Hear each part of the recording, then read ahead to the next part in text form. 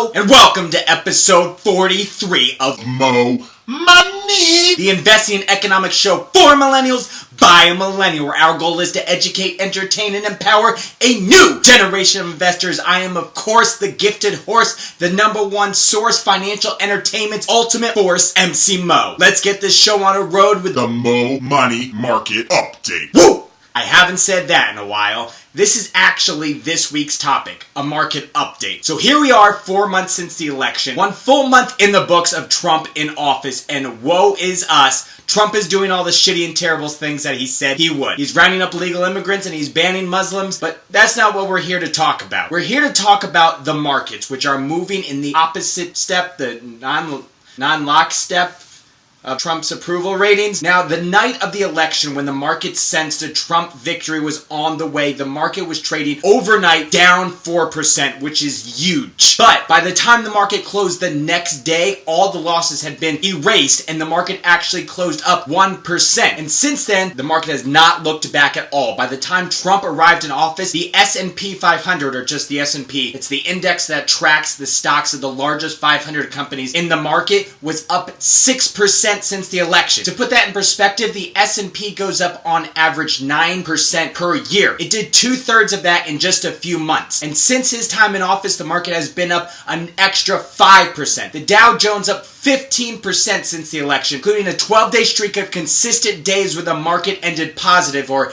in the green. And every day the market is setting brand new all-time high records, which include 20 and 21,000 points on the Dow Jones and 22, 23, and even 2,400 on the S&P. But I know, these things are just a bunch of stupid numbers that mean absolutely nothing to you. And in actuality, they don't really mean anything. When it comes to Wall Street, big rounded numbers like 20,000 are just a mental thing. So what does this all mean? Does this Trump rally in the markets mean that Trump is the greatest thing to ever happen to the stock market, to the economy, to the USA? Has Trump MAGA'd in just 1 month? I mean, the market was down 8% in Obama's first month, then down 16% in his first 3 months. I mean, he was going through like the worst financial crisis since the Great Depression, so we're gonna cut him like a little bit of slack, but eventually the market rallied up to 18% plus in his first 6 months. So what is causing this increasingly higher and higher upward projection of the stock markets? Is Trump really as amazing and magical as he says he is, or is the market just completely high on ecstasy and Trump is simply just at the right place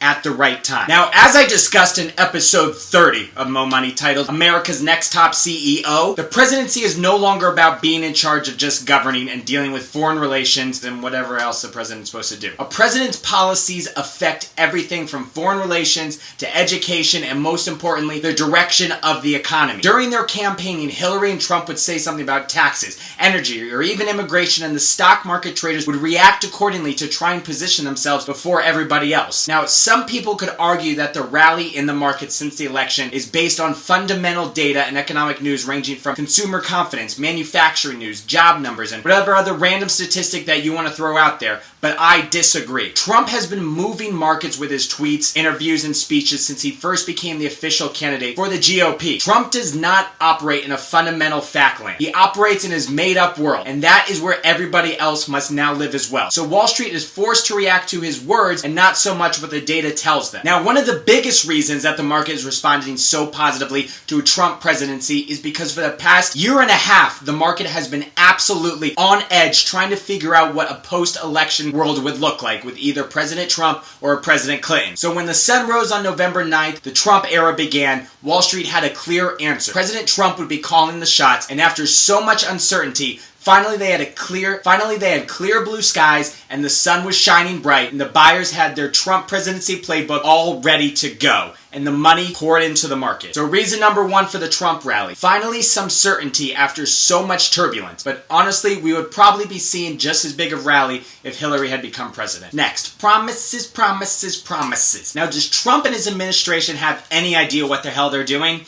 Certainly does not seem like they do, but what they do know how to do is to write up an executive order, which the administration has been using to sidestep Congress and make things official on their own, including a Muslim immigration ban, repealing parts of Obamacare, plans for the wall, and allowing the pipeline. So in response, the markets are starting to think that everything he had promised to do during the election, he's going to follow through on that. And he made some pretty grand promises. Most likely he wrote a check that his butt can't cash. But not being able to pay has never been a problem before for him, so Wall Street sees Trump as a pro-business president, like Bush and Reagan, which means tax cuts and deregulation. Now, deregulation talk has been mostly in regards to the financial sector, which has caused bank stocks to go ripping higher. Dodd-Frank has been largely a dud. It has not helped regulate, it hasn't helped consumers, it basically consolidated the banks into even larger banks. Trump deregulates banks, banks could go back to lending more money and making more money. Now, bank stocks are already up huge in anticipation. JP Morgan up 33%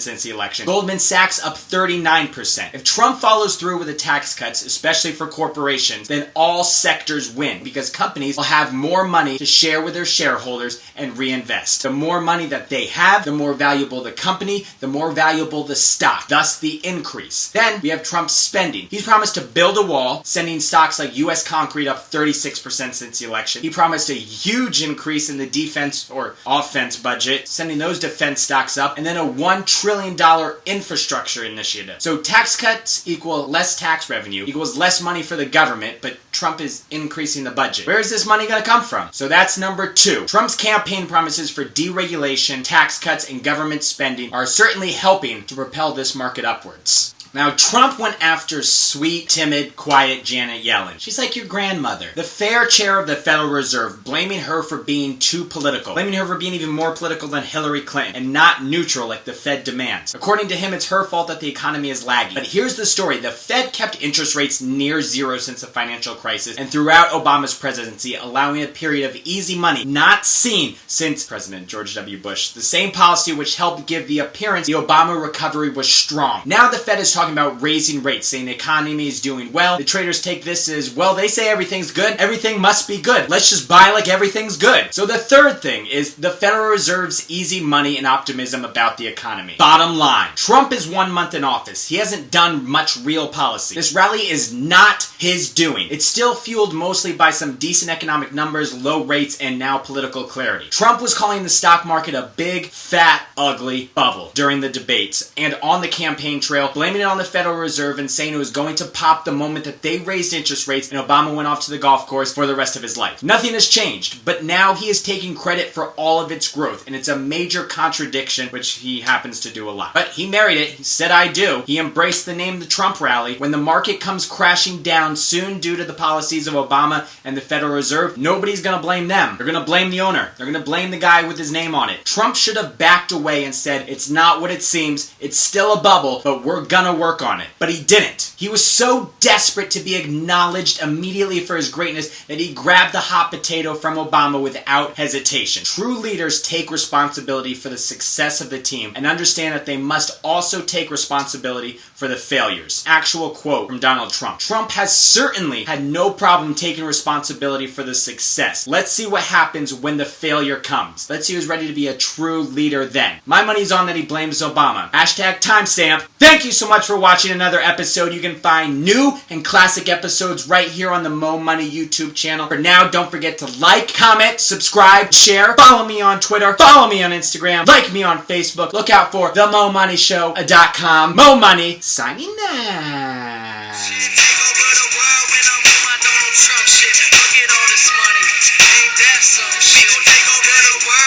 Haters getting